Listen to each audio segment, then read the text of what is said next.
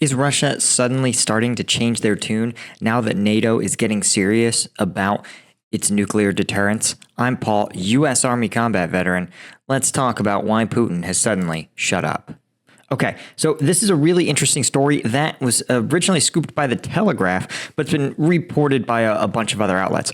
This is that NATO countries are publicly acknowledging that they're going to hold talks to deploy more nuclear weapons. Now, what exactly does they mean by deploy it? Well, essentially, NATO countries are at least in the stages of planning to put more of their nuclear warheads on alert, right? And what this is, so essentially, every country has, well, not every country, nuclear powers have a certain number of warheads that are deployment ready and a certain number that are in storage, that are inactive or not deployed. Deployed means they are put on delivery systems, right? And so the NATO is considering taking some of its warheads that are in storage and putting them onto delivery systems, deploying them. And this is an actual concrete escalation, right? Now, Stoltenberg says he's not going to go into operational details about where they're stored or why, and he won't even confirm that this has actually happened, but he says it is a discussion that's in the works. In his view, he says the NATO alliance needs to send a direct message to its adversaries with its nuclear arsenal. And he acknowledged that China is investing heavily in modernizing its weapons and is increasing its number of deployed warheads. Likely, China will go from about 400 total warheads to over 1,000 by 2030, which is a huge leap, right? Nearly doubling its arsenal. And then, of course, 90% of all nuclear warheads are held between the United States and Russia. But the size of these countries' arsenals has remained stable thanks to arms control agreements. And though Russia has deployed about 36 more warheads in 2023 than in 2022. And this is the reasoning is fairly obvious, right?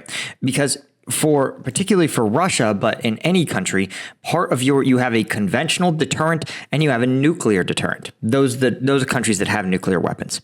The conventional deterrent is your regular military. And at the end of the day, a lot of countries choose not to mess with the United States and its allies, not because they think the United States is actually going to nuke them, but because they fear the conventional deterrence of the U.S. military, the U.S. and its allies, right? So you have this conventional deterrent, and then you have the nuclear deterrent, right? That's the thing that keeps you from using your own nuclear weapons in aggression against U.S. allies, right? So if you're Russia and your conventional deterrence effectiveness becomes lower, let's say your army is bogged down in a hopeless war to try to annex your neighbor, that means you have to make your nuclear deterrent a little more powerful to keep kind of to keep potential rivals from perceiving weakness, right? So that's why Putin has increased by, about 36 warheads from its operational forces, which is not insignificant. Remember, 36 warheads. Imagine each warhead could hit the downtown of a major urban center or a military base. Can you even name 36 military installations in your country, right? That's a lot. And Beijing, of course, is expanding its own nuclear arsenal. China adding about 90 nuclear warheads to its arsenal in the last 12 months. So it makes sense that given this sort of small but serious escalation, that NATO is going to respond in kind, right? But there's an interesting aspect to it, right? Because this is a fairly credible announcement by NATO. And we're going to talk about why Russia's response is so interesting.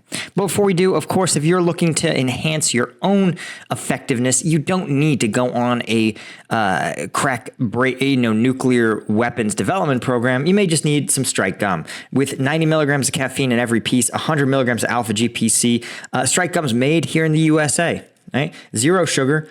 It's the zero sugar energy drink alternative. It's obviously veteran owned. It's made down in Denver. And I spend more for quality ingredients. I don't know what else to tell you. Right? We got the natural caffeine, not the weird lab made encapsulated stuff. And that means that it costs a little more, but that's why I appreciate you guys that have gone on Amazon, where we're also for sale, and leave those reviews. It helps tell consumers that, hey, on one hand, you've got the dehydrated, encapsulated caffeine gum that has about half of the caffeine hit that Strike gum does, but you don't know where it's made. It's probably manufactured overseas, right? And on the other hand, you got Strike gum. So thanks to all you guys that have gone on to Amazon and left those reviews. And thanks to everybody that's ordered Strike gum from strikegum.com, right? That's where you get the veteran discounts, the new customer discounts, etc. So be sure to check it out, strikegum.com or on Amazon. Okay, so let's talk about the more interesting part here, and that's been Russia's reaction to this announcement, right? Because you know that Russia has been really bellicose in its nuclear saber rattling, right? Putin has said that it's a dangerous escalation. He's referenced his nuclear weapons when the West authorized strikes within Russia. When there was, when the West provided weapons to Ukraine, right? In fact, there's a whole Wikipedia article on Putin's nuclear threats during the Ukraine conflict. And it's a really interesting case study in kind of Putin's saber rattling, for lack of a better term. And you can see here that the Russian nuclear blackmail is a term for using your nuclear arsenal to threaten other people to do what you want. And as you could see, he said, in April 2022, Russia said countries should think twice before, before messing with Russia. And then 4 days later, Lavrov said further support of Ukraine could potentially lead to a World War III involving Russia's full arsenal of weapons.